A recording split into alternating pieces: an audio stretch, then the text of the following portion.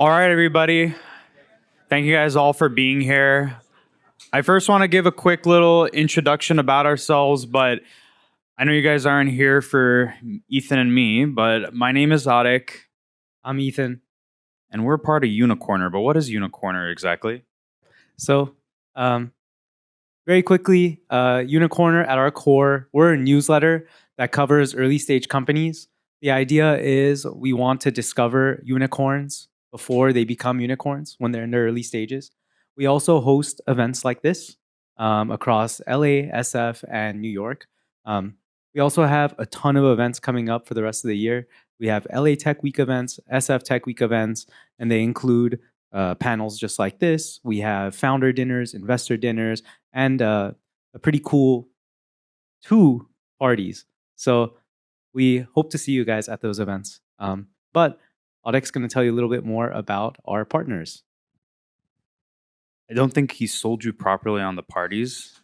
They're really great parties. We'll email you guys about it. Please show up for SF Tech Week and LA Tech Week if you're in town. It's going to be lit. Without further ado, Chen, can you tell me a little bit about Intercom and what you guys are doing here? Mic check 2. Awesome. First off, thanks for having us. I actually have a bit of a story to share on both of myself from Intercom and then one of my best friends in the world. His name is David Santana. He is from Fidelity Private Shares. We both are on our respective startup partnership teams. Our entire goal and mission is to support founders, get founders to fall in love with our product, build alongside and scale. I was a former founder as well, went through Y Combinator back in 2018 and then 2021, got acquired, wound down a company, took a bunch of time off, ended up here at Intercom. And one of Intercom's strongest beliefs is to build alongside founders. A great anecdote that I'd love to share is if anyone's built on Lovable or know of Lovable, the AI, the darling AI company, we met Anton before he started Lovable, and he, one of my colleagues met him at an event in London, and he started building on top of Intercom. And today, Lovable is one of our best customers. So my goal is to find the next Lovable in every room. I firmly believe that there's a bunch of you probably sitting here today, and work with you all to build and scale and grow to become the next enterprise and beyond AI companies. Intercom and Fin are free for founders, Series B and below, Series A and below. So sorry, if you raise a Series B, I unfortunately do have to kick you up to sales, but we give our product for free to founders with the goal that we support you all, scale alongside you, and help you build the next generation of enterprise companies. And I'm going to plug David. He was not, unfortunately, unable to be here today. One of my best friends in the world. He also runs startup partnerships at Fidelity Private Shares. As a former YC founder, Carta is great. Fidelity Private Shares is better. They have a great product that's cheaper and is backed by the full power of the Fidelity Investment Services team. So I think David's contact information will be circulated as well, right? If anyone has any questions or wants to contact David on how to get started, he has great founder deals available as well. I'm also the godfather of his child, so no pressure. So if he asked you how I did with pitching him, please tell him that I did a fantastic job and I'm the sole reason that you're reaching out to him. That'll win me and my godchild some brownie points. But that's my intro. You guys absolutely have to say that Chen specifically was the reason why you have signed up for Fidelity Private Shares. David is awesome. We worked with him for a really long time, and he is at home taking care of his newborn child. So it is a reason why he's not here. But my godchild. Yes, his godchild. I won't talk too long about that, but Carta sucks. Use Fidelity Private Shares. You'll hear more about that. I want to talk a little bit first about the company that we are bringing here today. Superpower was covered, how many months ago was it? 3 or 4 months ago by Mutual Connect on Unicorner. It was honestly one of the most popular covers. I don't know if I ever told Max about this, but it was one of the most popular covers that we put on Unicorner. And without further ado, it is our privilege to introduce Max, co-founder of Superpower, the platform that is redefining how your health tracking is done on a singular place. Max, take it away. Excited to be here, everyone. Sweet. Max, I actually have a gift for you. So when the folks told me that today was about healthcare, I wanted to give you something on behalf of Diving right Intercom. into the deep end This is protein. with Protein's good for you. microplastics. And also, we recently announced a protein bar in our canteen over there with a bunch of powders and supplements. So I don't know what you take, but here's some creatine. Here we go.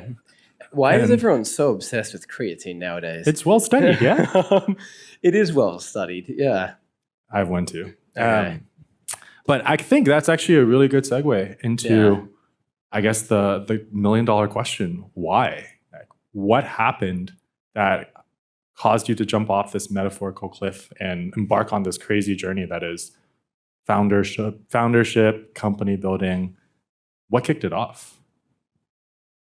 So there's so many ways about answering this. Let's start with why build, and then why build Superpower. So why build comes from typically a deep-seated dissatisfaction with the way the world is, and a strong desire to create things that shape how the world looks in the future. Right? That's why I build. The only way you can, I think, materially affect the shape of reality and the shape of the world and the future of humanity is to express your creative vision into it by building something. So that's why I build. I've always had that belief. It also means that to build something, it would have to be something that, one, is personally meaningful to me, and two, actually matters for the world. Right? So if we look at why Superpower, there were really three things I was looking for. One, what deeply mattered to me? What is something that keeps me up at night? What is a problem I'm very obsessed about? And health is one of them. I went through a long period of misdiagnosis, had surgery, was told to medicate for life, saw dozens of doctors. No one really knew what was going on. The next thing is what actually matters for the world? I think there are very, very few problems that actually matter for humanity, that actually push our race and our species forward. And I think health is one of them, but not health the way we've really seen it today. If we look at health the way we've seen it today, we've really done very little to actually extend us beyond the biological frontier. We still fundamentally have access to health, which is very unevenly distributed. Right, the best health costs orders of magnitude more than what most people have access to, and health only really kicks in when you're sick. We do a good job of, oh, you've got cancer, let's do something about it, because the system's architected to make money when that's the case. We do a very bad job of saying, how can people be optimally healthy today? Because it means that you're happier, it means that you're more energetic, it means that you're smarter, it means that you're showing up more present for your family, and it means that you can do more in the world, going back to the creation point. Health allows us to actually fundamentally do more in the world. So that was the second criteria, what matters to the world. And then the final criteria was, what can support at least a $100 billion company, and can I see a linear path there? If we take the view that anything we work on, we want to work on for at least 20, 30 years, I think that's a view many of us should take if we want to create something great, it takes time, then you'd hope it's something big, right? So why founding something? To affect change. Why health? Because it's personally meaningful, progresses humanity forward, and can support one of the most important companies on Earth. You touched on this just now about how you personally ran into misdiagnoses, issues with hospitals, issues with doctors. I think beyond your personal stories, any other folks that you've talked to that you've actually personally helped or within your orbit have listened that have faced similar issues? And how do you as Superpower and then you as Max face these problems head on? I love this question. So one of my favorite things is when I see someone who has been told time and time again that we don't know why you're having this problem or there's nothing you can do about it. And people who have been through health journeys hear this all the time. Right? I have many friends who used to have Crohn's disease and were told there is nothing you can do about Crohn's disease. Autoimmune disease is irreversible. All of those people are now healed today. And I take a lot of pleasure in trying to help people heal things which are meant to be incurable. And that can be on the macro, right? Complex things like long COVID and Crohn's disease and gut problems and other autoimmune diseases. Or it can be in the micro, right? No one should ever get sick. No one in our office ever gets sick anymore, ever. You can have COVID and cough in their face and they're not going to get sick. Right? And there are tools like that I like to educate people on because I think we should be equipped with those kinds of tools because it improves the quality of our lives. And as a result, we can do more in the world. So that's the why. Let's talk a bit more about the how. And I think there's a few parts to this, right? So the how, as you originally thought about when you were kicking off Superpower, and how that's evolved over, since the inception of the company. So before anything, the premise for Superpower was how can we create a new healthcare system that does things the way I think things should be done? And if we look at what that means, it means we use AI and technology rather than doctors because we have a limit to human storage and computation. It means that we prevent disease decades in advance versus reacting when it's too late. It means that we bring the cost down to be prescribed by the costs of physics, the laws of physics, rather than regulatory capture and complex incentives. And then finally, creating a new healthcare system means that we don't just prevent things, we don't just do all of that, but we also enhance human capability. So the initial belief was, how do we create a new healthcare system? And then you have to go through this process of thinking, okay, but what does that actually look like? How do you actually do that? And for the first year of trying to do that, I got psyched out of that big vision because everyone would laugh and say, you can't create a new healthcare system. That's stupid. It's too big. It's too bold. Do this easy thing. And that doesn't work. No one cares about prevention. No one cares about optimization. These are all the things the experts say. So I often say that the most insidious thing is advice that you get from experts in the early days of starting something, because the experts will tell you why something cannot be done. So I moved away from this vision of starting a new healthcare system to all of these short-term hacks that kind of worked and arbed the market, and there was evidence they worked and copied other companies. And then a year later, after going down that rabbit hole of exploring healthcare, I realized why all the experts were actually wrong, and I was right back at the start of starting a new healthcare system. So now we're at this point in time where I'm, okay, cool, we're starting a new healthcare system, we're doing this thing that all the experts say is stupid, how do we make that come to life? And the way I think about these things is finding what I call critical path, right? In a world where capital wasn't a constraint, you had unlimited capital, you could be very opinionated and you can just say, here's the long-term vision, let's create that. The catch is that we're in a world where you need to get to the incremental milestone to raise capital or hire more people to get to the next milestone. So we're in this milestone-based approach. And the critical path for the company is reflexive to the critical path for funding if you're trying to do something that's capital intensive, and we are. So the question we had to ask is, what is critical path? And the way I kind of think about critical path is, why does the first thing lead to the next thing lead to the next thing in a way that supports the long-term vision? So we had to work that out for ourselves. I think the first place to actually try to work that out is to ask, what actually works today? Right, so remember, the long-term big grand vision of building a new healthcare system ignores what works. That's opinionated. It says, what do we believe? But the short-term strategy, the how, the first step is, how do we start with something that actually works today? And if you actually look at many of the companies that end up succeeding, you could basically look at one variable that there's a lot of variables to predict success, but you could actually look at one variable that would be highly predictive, which is, do they do something which has some evidence of working today? In other words, do customers want what you're building? Is there a market already there? Are you listening? Are you being slightly responsive to the market and dynamic to the market versus being stuck in the clouds? And where that was for us was starting with diagnostic testing. So we started with a health membership. Today it's $199, and that provides people access to 100 blood biomarkers at the start of the year. So it's $199 a year, so $16 a month. We'll start the year, send a nurse to your home, and we'll test over 100 plus blood biomarkers. We pull all of someone's data into one place. All medical records, all wearables, it all visualizes automatically. Very important for a world where AI is delivering care. And we allow you to access novel data by testing more things. You can add on gut microbiome testing or toxin testing, etc. As part of that $199 annual membership, we give someone 24/7 access to a medical team. We actually deliver care. We give them access to an AI. We build them a big protocol that says, given all of your data, here's what you should do. Probably 1 in 3 members today that say that the protocol changed their life. And then we give someone access to the ecosystem. So 20% off everything they need for health, 20% off supplements, pharmaceuticals, diagnostic tests. So that today is $16 a month for all of that, which is pretty good. And that's our starting point. That's the thing that earns us the right to get to the next milestone. And it earns us the right to get to the next milestone because it's something that works in the market. People want it. It gives us data. It allows us to deliver care. It feeds the AI. It allows us to get to scale. And then we can do the big long-term thing of building a new healthcare system. You were talking about building something that people want. That is famously one of YC's gold standards, build something that people want. And sort of akin to that is finding product market fit. When was And the correct answer might be you don't know yet. But was there a point in time from inception to now where you realized that you were fucking building something that people wanted and product market fit was essentially right there or in the foreseeable future? So build something people want is really interesting because I think it's a very good short-term formulation and it's not necessarily a good long-term formulation.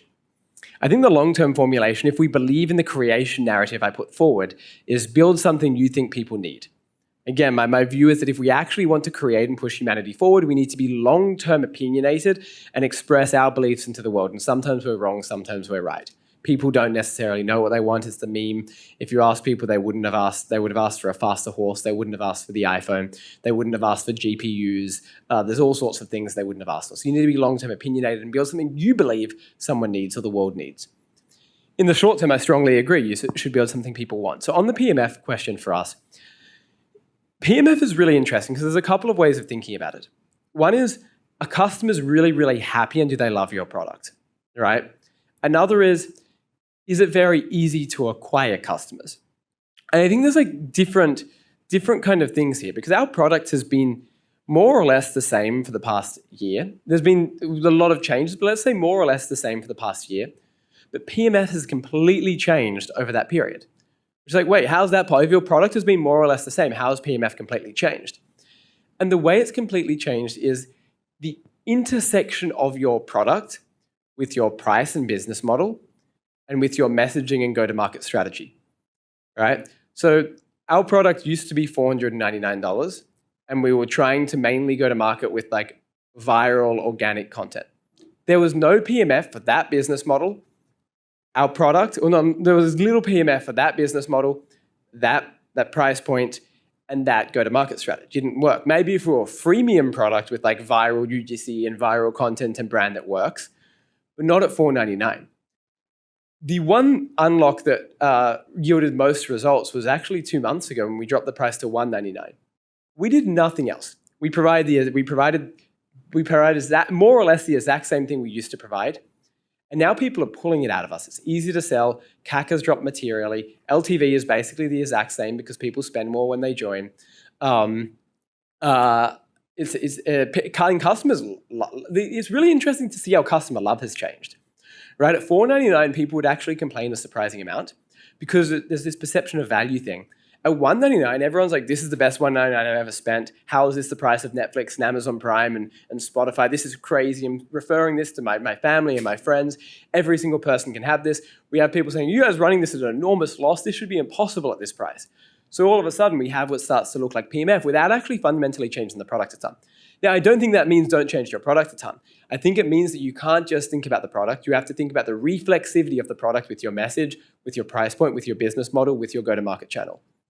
So this actually resonates pretty true on behalf of the Intercom team because we famously, I don't know how much I'm allowed to share, but we fumbled our pricing for a little bit in time and fixed it and got to usage-based and got a lot of our customers happy. So I think we share in some of the main issues of fundamentally the product didn't change much. It was 2 parts, right? Convincing customers that this is something they need and change how they materially view their tech stacks. And then 2, finding a pricing that works that convinces folks to evangelize you beyond sort of, their work streams as well. So I guess speaking on the topic of learnings, if you could send yourself back a few years and change how, you were building this company, everything from team to fundraising to product to go to market, are there some things you would fundamentally do different, or are you pretty happy with where you are now? Probably 3 to 5 things. I don't know what they are. Let's see if I've got 3 to 5. So number 1 is I would have moved to the US far, far, far sooner. It's probably the most important decision I should have made. I think that I love the decisions that catalyze subsequent decisions. Right? They're the big lever decisions. And I think we should all obsess over what is the one decision we can make that makes a lot of other decisions for us. So that's number 1. 2 is I should have stayed true to the ambition that was true to me, that the world tried to kind of cut down. Right? Again, I said this healthcare, we want to build a new healthcare system thing. The world cuts that down because they're like, that's stupid, it's too big, it's too bold, what the hell do you mean? So I should have stayed true to the ambition that I genuinely felt and genuinely had. And I think I lost sight of that a little bit. 3 is we should have iterated far faster at the level of product in the early days. I think I was a little bit discriminatory of the YC, or like I criticized the YC approach of iterate a bunch to find PMF. And I'm like, no, we can be opinionated. We know what we want to build. And I was probably wrong. And instead, we should have iterated more in the early days, far faster. Now, to iterate faster, that means a couple of things. It means, 1, building things the wrong way, right? Under-engineering things, building the scrappy version, building with the fewest people possible, minimizing requirements, minimizing product specification documents, minimizing this person does this and this person. It's like, no, one person does absolutely everything. So we should have iterated more in the early days of the level of product. We should have had a clearer hypothesis around how to get to revenue in the simplest way possible. I think we had these I think we had these like hypotheses around how we're going to get to revenue, and they sounded great, and they're strong rhetoric for VCs, blah, blah, blah. But I don't think we actually had a very high certainty path to how we were going to get our initial 10 million in revenue. Like that obviously ended up changing, but we didn't in the early days. And I think we should have been slightly more obsessed with the ground truth proven by data of how we're going to get that first 10 million revenue. The reason why I think that's really important is if you can go 0 to 10 million a year, even if your narrative's imperfect, even if your team is inexperienced, if you can do 0 to 10 million a year, you're in a pretty good place with being able to raise capital, which allows you to hire a team to build a product to achieve the mission, right? So I think more people should obsess, and we should have obsessed a little bit more over the short-term revenue question as well. They're probably the main things. So move to the US, be ambitious, iterate on product with the minimum requirements possible, and then obsess over revenue, short-term revenue a little bit more.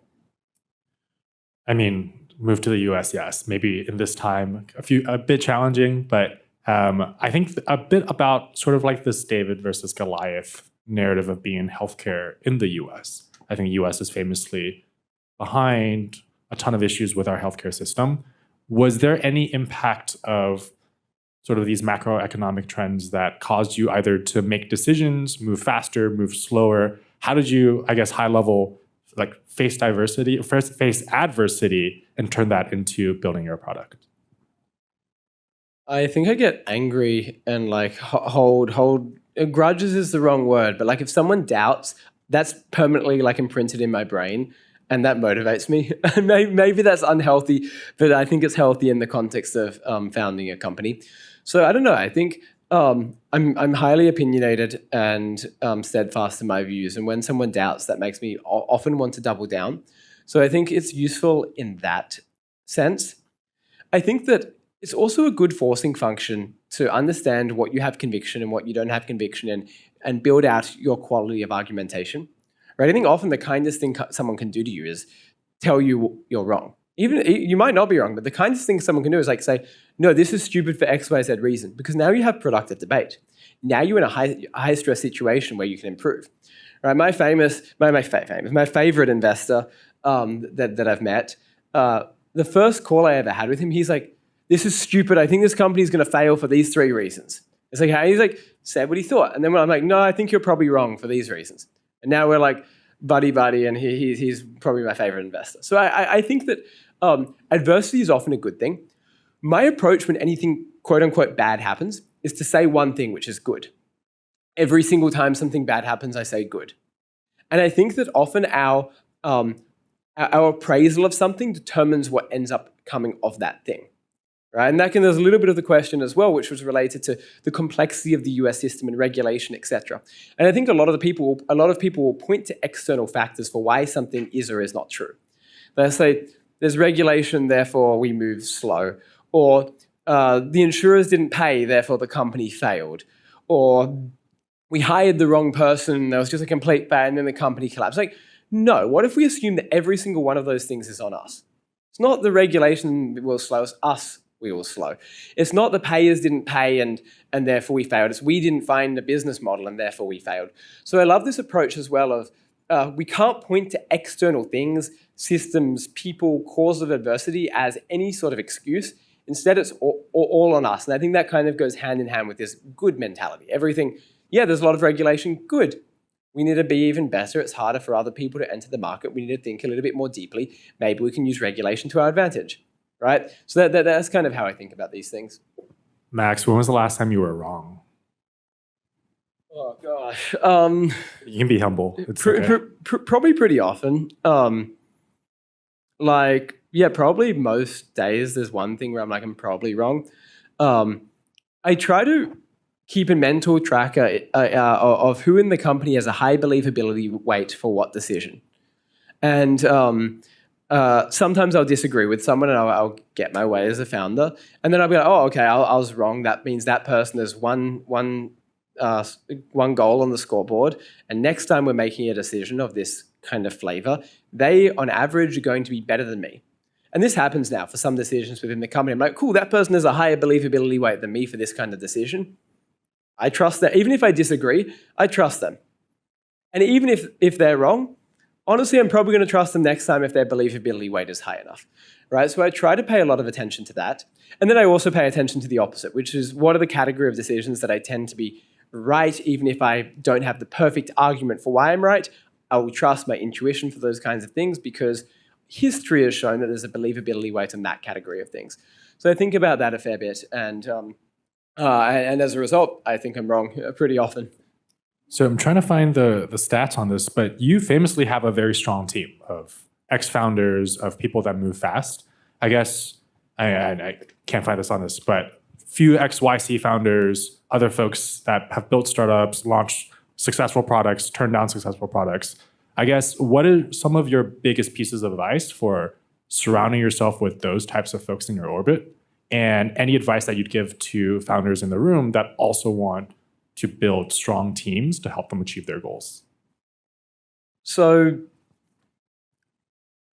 I mentioned that Superpower has a membership, which is $199 a year, the price of Spotify or Netflix. And I articulated a bunch of things in the membership.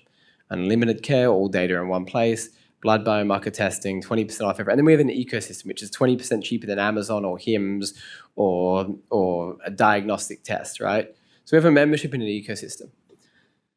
This seems like a non sequitur, but you'll see where I'm going in a sec. If we have 10% of Americans with the membership, that's kind of what we want, and we're spending only 10% of their current health spend in the ecosystem. That's 30 million people. 10% of 10%, we're a $200 billion company, right? So I think the first thing for attracting talent is actually working on something which can be big enough. And what we tell the team is that's where we want to start. We have not succeeded if we have done that. If we get 10% of 10%, we have not succeeded yet. We're still getting started. And I think when you genuinely, people genuinely feel if it's earnest or not, when you genuinely have a big ambition and you can create the narrative for why what you're saying is true, it's not this isn't fanciful. I can show people how we get there. You start to be able to attract better talent. So that's the first thing. Have a big vision. The second is work on something that matters for the world. Right? Interestingly, the criteria that allows me to decide to work on something also allows other people to decide to work on something. We can be massive. It's really important for the world. A lot of people want to work on something where they wake up and feel like they're actually contributing to the state of this planet. Right? And health is one of those things. I think third is have something which matters to individuals. We won't appeal to everyone, but there are a lot of people who have had health journeys, who are personally health obsessed the way I was health obsessed. And that makes it easier to hire talent as well. I guess quick aside, the stat was we have 15 former founders in the team, 5 XY Combinator and a Teal Fellow, which is I think quite unusual for a 40-person team. And we've done a reasonably good job of attracting those people. So size of vision, mission, work on a problem that people individually find interesting. I think we're very good at, we'll overpay. We will give up a lot of the company. Our general view is that we do not create one of the greatest companies on earth by being greedy over equity. We create one of the greatest companies on earth by finding the best people in the world and empowering them to do amazing work, even if that costs us money. Who cares about the size of our slice? We care about the size of the pie, right? How do we make that as big as possible? So we're not greedy with equity. And then the final thing is we're pretty good at selling people when they want to join as well. And And if I look at why that's the case, basically what we'll say is for this role, we want to find the best person in the world. And I'm like, okay, cool. Well, here are the 10 best companies at this. Here are the 3 best people at those companies. I'm going to chat with all 30 of them.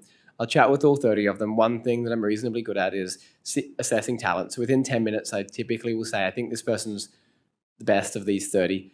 And from there, the next 10 interviews that person has, or five interviews, 10, whatever it is, the next 10 interviews that person has, the purpose of them is all selling. And we architect an interview sales process that is really about selling. And the way we sell is we understand what they want. My general view is no one should ever join Superpower unless it's the selfish best decision for them. And I say this to people. I'm like, look, we're going to chat about whether you should join Superpower. And you should join if you think this is the selfish best decision for you out of all of the options. I'm going to share what we can do to potentially make this the best decision for you. And if it is, great. If it's not, also great, right? You should just make the best decision for you. So what we try to work out is what does the person actually want? And the second we understand what someone actually wants, now we can make it such that the company gives them what they want more effectively than anything else. And all of a sudden, if you give someone what they want more effectively than anything else, you have the teal fellow on the team. So we've talked about how you make your customers very happy and building trust with your customers. We've talked about how you win talent and make your staff and employees and align their mission. I guess the third part of this remaining puzzle is how did you find investors that believed in your mission? What was that process like? Were there any changes of any of your fundraising processes that you would have done differently, or taking yourself back to your favorite investor? How did he become your favorite investor, and what was that process of getting there? Don't chat with VC associates.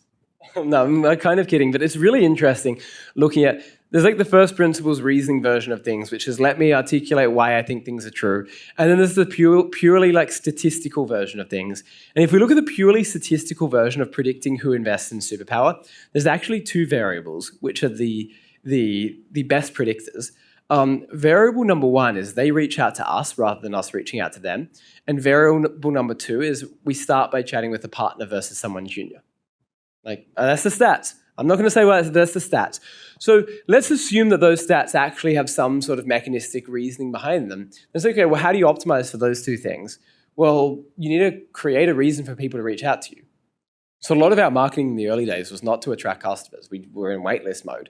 A lot of the marketing in the early days was to attract a team, most importantly, talent, and then secondarily, capital.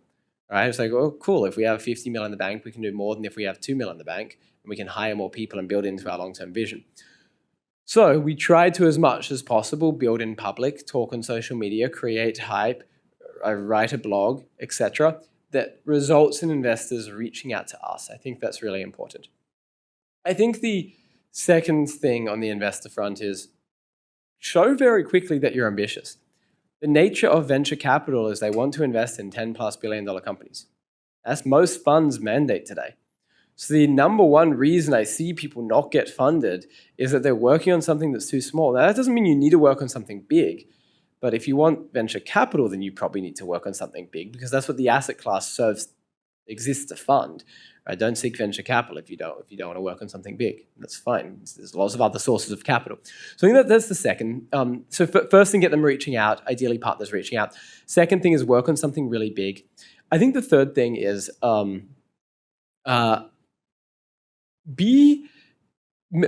memos rather than, don't waste time on the stuff that doesn't really matter. So memos rather than pitch decks. My problem with a pitch deck is founders will spend hours and hours and hours perfecting it. And instead, those hours could be spent building their company or just writing a short memo or something. The reality is no investor looks at the pitch deck for more than 10 seconds, and they don't even need it nowadays. So don't waste time on the things that don't matter. We're quite selective with that. Pitch everyone. We would pitch investors we didn't want to invest. We'd always be pitching. We wouldn't do the thing of we're not raising right now. We're not chatting. We would always be chatting. The way you get good at pitching is not practicing your pitch. I've never practiced a pitch in my entire life. The way you get good at pitching is just pitching a fuck ton. That's literally it. It's every investor pitch I do, I'm a little bit better than the previous one. So just take action. And that's really tricky because you're going to get a lot of rejections initially, but that's how you're going to get good. So I'd say that is part of it as well. And then the other thing to remember is there are so many investors out there, and investors, I think taking a high variance approach is better than taking a low variance approach. So the approach I see a lot of founders take is the low variance approach. I want them to like me. I'm going to be friendly. I'm going to pitch something that's quite vanilla that I know they're going to like. I'm going to tell them what they want to hear. That's a low variance approach. And that works if you have one pitch to one investor. Now, the nature of venture capital is there's probably like 10, 20,000 VCs, and you need one yes. So you can take a high variance approach. You can be really ambitious, really crazy. You don't have to be that likable. You can pitch something opinionated, and most will say no, but who cares? You need like one to say yes of many. So I think try to increase variance. And I think in many ways, the job of a startup and the job of a founder is to increase variance or increase risk. How do you optimize your time between running a company, running the team, building the product, and to your point of constantly be pitching? How do you have a calendar in your mind that says 20% of my day or 20% of my week needs to be meeting net new investors and 80% needs to go towards product? How do you frame that, and how would you suggest framing that for folks that are raising funds right now? The first thing is understanding what is the key variable? What is the critical lever that if you just did that solves everything else? So I'm always asking that question. What is the critical lever that if you solve that solves everything else? And I'll try to put my time on that in particular. The second thing that, and it just changes throughout different stages of the company.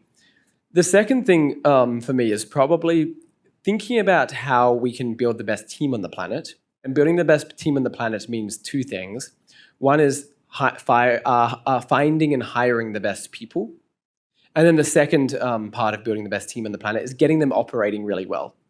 Right? How do we actually get the team moving really quickly in the right direction, which is an art. It's like really, really, really damn hard to make a team perform exceptionally well. And the thing I think about often is that great ideas are far more common than great execution, or it's far easier to copy someone's idea than copy someone's execution. Many people can copy Ramp's idea. Ramp's idea has been around for decades, right? And yet Ramp is a $22 billion company in 6 years. Why? Great execution. So I think a lot about building a great team is how do we actually get to the point of great execution? And there are very, very, very few companies on the planet that have ever done that. So if I do those two things, I think I'm off to a pretty good start, which is like build great team, machine capable of executing, and hop on the biggest lever at any given point in time. Strategy is interesting. I think strategy is useful at a couple of levels. I think the long-term strategy is primarily useful so you have a sense of where you're going so that you can create a narrative to attract talent and capital. The short-term strategy is the more important thing, and the short-term strategy goes back to like, what is the big lever question? Or what is the thing that if we just did this makes a lot of sense? And I think short-term strategy is often a matter of saying no. There's a lot of things we can do. If we ask customers what they want, they tell us they want the whole health system. They want everything, right? So short-term strategy is really a matter of like really honing in on what we can say no to and doing the fewest things possible and doing them exceptionally well. And then the probably final place that time, probably the final place that time goes, the big other sink is fundraising. It feels time consuming because I'm often and always meeting investors, but if I actually looked at the overall amount of time, it's a small overall percentage of time. I think the other thing that I think a lot about, just to close this out, is productivity per unit time, right? Like, can you do a 5-minute meeting instead of a 30-minute meeting? Can you type something out instead of do a meeting? Can you voice to text this rather than type something out?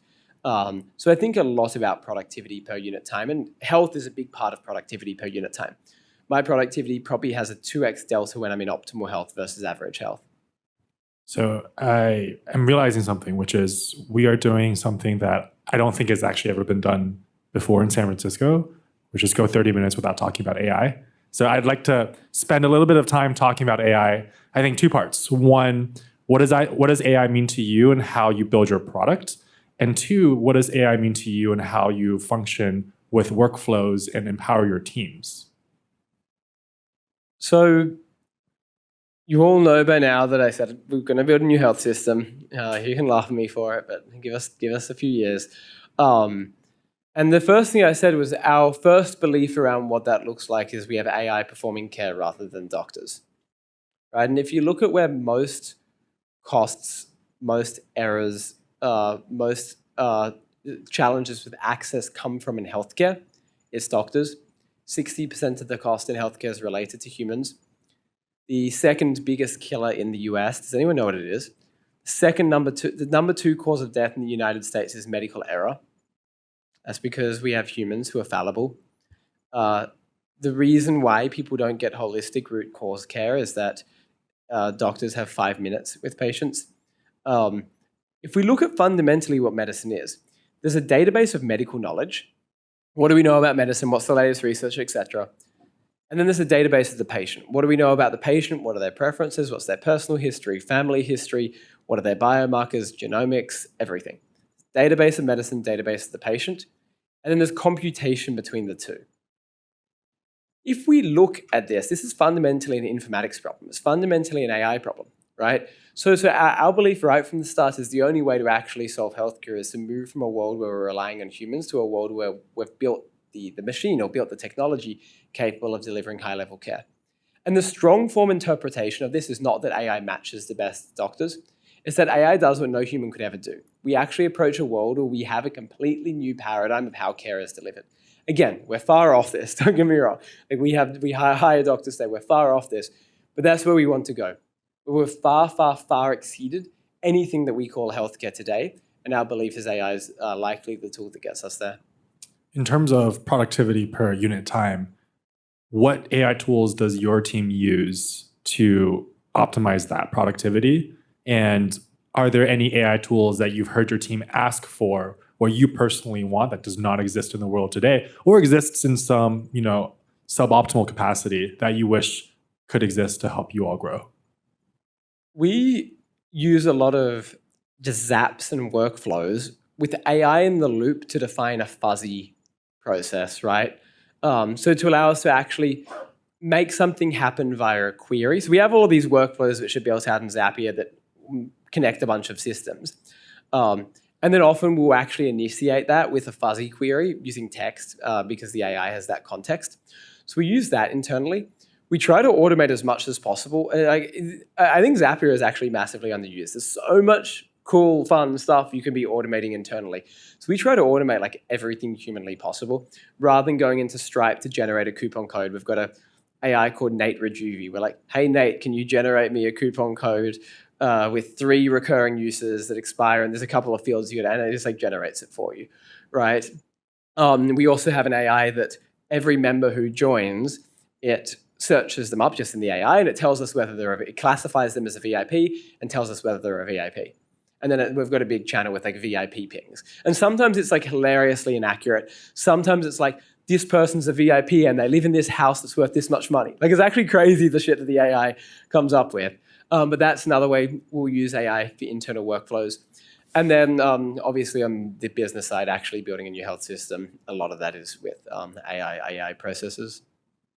I have a shameless plug, which is Zapier is one of our customers, and we are doing one of these events with them in a couple of weeks. So would love to have you there. Would love to have folks in the room for that event as well. I have time for one more. And so when we chatted briefly before we hopped onto these chairs, you told me, hey, the spicier, the better. And I'm also realizing that I haven't actually given you a chance to answer any spicy questions. So consider this a blank check of tell me something spicy. Tell the folks here something spicy, either building the product, your worst customer, your worst or best investor story, something that your parents don't know.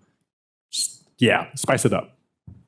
Oh, gosh. Well, I'll share the 2 things that first came to mind. One is that magic probably exists. And this is like necessarily true.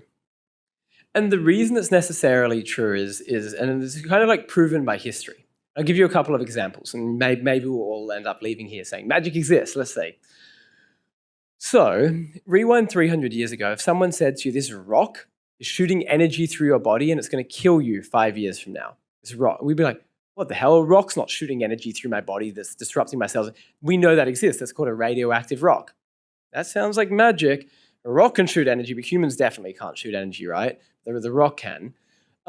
If someone said to you 100 years ago, I'm going to hold up a piece of metal to my ear and shoot light around the earth, and it's going to hit someone else's piece of metal on the other side of the earth, and we're going to see each other through the light. That sounds pretty magical to me, right? So throughout history, there have been a lot of things that sound like magic that we now call science. And my contention is that there are things today that sound like magic that at some point in the future we'll call science. So I think some of the most interesting ideas are the ones that the average person calls pseudoscience. You got to remember, Galileo was in prison, put in like fucking jail for saying the earth revolves around the sun. Like, do we metaphorically put people in prison today for saying things that are on the fringe? I think so. So I think that many of the interesting ideas are the things that people are cancelled for. I'm not saying they're true, but I'm saying they're interesting to explore. So look at all of the things that people are cancelled for and explore whether there's like some element of truth in them, right? So that's the first thing. Magic probably exists. The second thing that came to mind that I probably shouldn't say is Say it. To date, one of the things you heard me say before is, in the context of investors, is let's not think about first principles reasoning. Let's just look at what do the statistics say. I think another way of looking at this is like, okay, so today we've fired around 15 people and we've hired around, on the core team, like 40 people. There's ops and EAs and clinicians, but let's like exclude them. So on the core team, we've hired around maybe 50 and fired around 15. So I think it's really interesting statistically to look at like, what are the commonalities amongst the people we've fired? I'm not making any causal judgment. I'm just going to say the stats of it. So there are two variables. So today on our team, around 80% are immigrants, 20% are Americans, right? So you would expect that we've fired 80% immigrants and 20% Americans. That's like what you'd expect, 80% It's actually the opposite. We've fired like 95% American and 5% immigrant. Basically, every single person we've fired has been American. Take of what you will, but like the stats is that hiring an American means that they're like far more likely to be fired. And this is not, I like, if you look at this is like hardcore performance. We're like maniacal on performance. It's a very small team. We know what everyone does. Many of my two co-founders are American, right? So it's not a racism thing. It's like, that's an interesting stat. If I was to look at the plausible mechanisms, I think part of it is that Americans are very good at selling themselves, overpromise, potentially underdeliver. Immigrants move here with kind of a chip on their shoulder. We hold their visa. They get fired. They have to go back home. And then maybe some of the team leads are non-Americans. So like, I know a lot of people in Australia, so that maybe plays into it as well. The other variable that predicts whether someone's fired is age. The older someone is, the more likely, just statistically, they have been to be fired. Maybe there's a couple of reasons there. I think we're very obsessed with like steep growth curves. I think when someone's older, we hold them to a higher bar because they're more experienced. They're coming into like a VP position or a head of position. And if you don't perform very quickly in that role, it's like, we can't really say you're 40 and we think you've got this crazy growth curve. It's like, we've given you 2 months, you've done nothing. So maybe that's part of it. But that's the other stat. And this is really interesting because the question that has to happen as a result of this is, should you hire fewer older people and hire fewer Americans? No, we don't do that because that's not legal. But that's the question that naturally would come to mind. You delivered. That was spicy. Thank you for indulging us and indulging the team here. I want to thank you for your time and thanks Unicorner for having us. This has been a pleasure. And any notes from us? Anything you need us to talk about? Everybody, please give it up for Max and Chen Chen. Cheers.